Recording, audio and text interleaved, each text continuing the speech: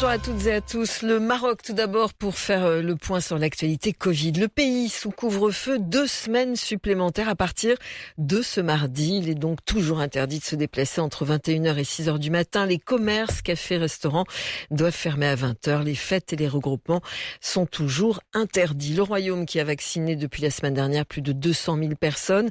Chiffres communiqués hier par le ministère de la Santé. Les chiffres d'ailleurs qui sont encourageants sur le front de la pandémie. Plus de 280 nouveaux cas ont été déclarés hier, ainsi que 12 nouveaux décès. Encourager, peut-être, certains pays surfent à contre-courant des mesures plus restrictives. L'Italie et la Pologne ont assoupli hier leur dispositif anti-Covid. 2 pays qui ont rouvert notamment leur musée. Il y avait des visiteurs qui faisaient la queue hier à l'entrée du Colisée de la Chapelle Sixtine à Rome.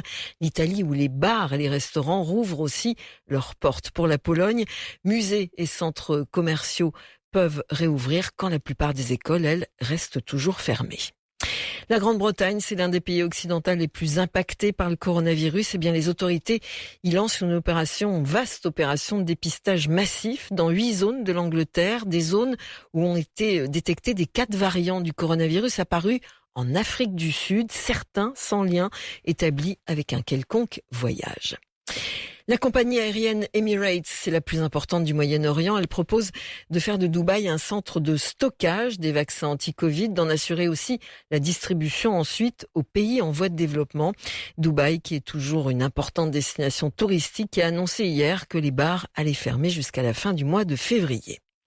Un œil sur notre continent avec 7 avions. Il transporte 1 million de doses du vaccin AstraZeneca, un avion qui s'est posé hier à Johannesburg. Cargaison accueillie par le président sud-africain Cyril Ramaphosa et avec soulagement, le pays est le plus durement touché par la pandémie sur le continent africain.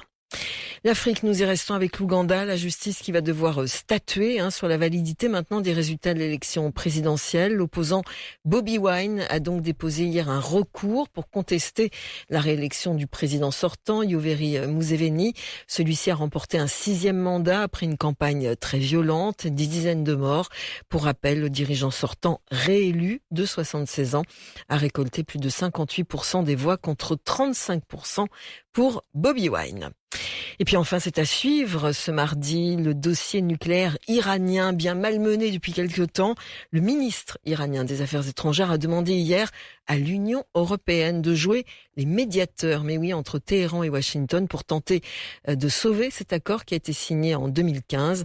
Il peut clairement y avoir un mécanisme pour soit synchroniser le retour des 2 pays dans les clous, soit coordonner ce qui peut être fait. Voilà ce qu'a dit Mohammad Javad Zarif. C'était hier une interview sur la chaîne CNN International.